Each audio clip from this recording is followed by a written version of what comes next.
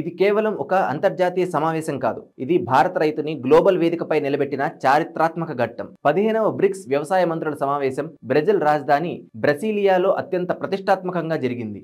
ఈ సమ్మిట్ కి భారతదేశం తరపున కేంద్ర వ్యవసాయ మంత్రి శివరాజ్ సింగ్ చౌహాన్ హాజరయ్యారు. ఆయన చేసిన ప్రసంగం, భారత్ చేపట్టిన ఆవిష్కరణలు, జరిగిన ఒప్పందాలు అన్నీ ఇప్పుడు మనం ఈ వీడియోలో చూద్దాం. This video is powered by still India.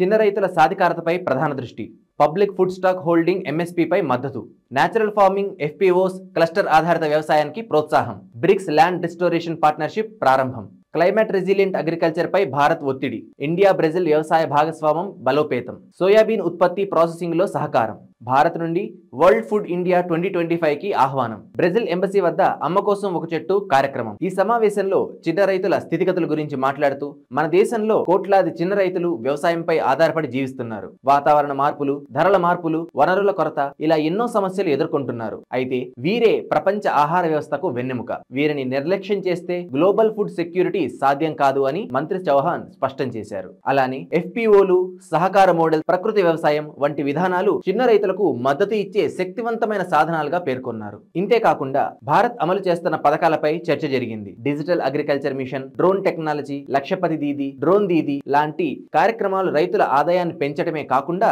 గ్రామీణ మహిళలకు సాధికారత కల్పిస్తున్నాయని వివరించారు. ఈ సదస్సులో బ్రిక్స్ ల్యాండ్ రిస్టోరేషన్ పార్ట్నర్షిప్ అనే కొత్త భాగస్వామ్యాన్ని ప్రారంభించారు. దీని ద్వారా ఎండిపోయిన భూములు, మట్టిలో పోషకాలు కోల్పోయే సమస్యలకు పరిష్కారాలు వెతుకుతారు. చిన్న రైతులు, గిరిజన రైతులకు ఇది ఎంతో ప్రయోజనకరం. ఈ సమావేశంలో ప్రభుత్వ ఆహార నిల్వలు, మినిమం సపోర్ట్ ప్రైస్, విలువ జోడించిన వ్యవస్థలు, వ్యవసాయ ఉత్పత్తులు నేరుగా వినియోగదారులకు లింక్ చేయడం వంటి అంశాలపై భారత్ బలంగా మాట్లాడింది. ఇతర దేశాలతో సహకారానికి భారత్ ఇచ్చిన ప్రాధాన్యం ఈ సమావేశంలో స్పష్టంగా కనిపించింది. బ్రెజిల్ పర్యటన సందర్భంగా శివరాజ్ సింగ్ చౌహాన్ బ్రెజిల్ వ్యవసాయ మంత్రులతో ద్వైపాక్షిక సమావేశాలు నిర్వహించారు. ముఖ్యంగా సోయాబీన్ ఉత్పత్తి, ప్రాసెసింగ్, మెకనైజేషన్, టెక్నాలజీ తదితర అంశాలపై చర్చలు జరిగాయి. ఇరు దేశాలు కలిసి సోయాబీన్ ఫ్యాక్టరీలు నిర్మించాలనే దిశగా ముందడుగు వేశాయి.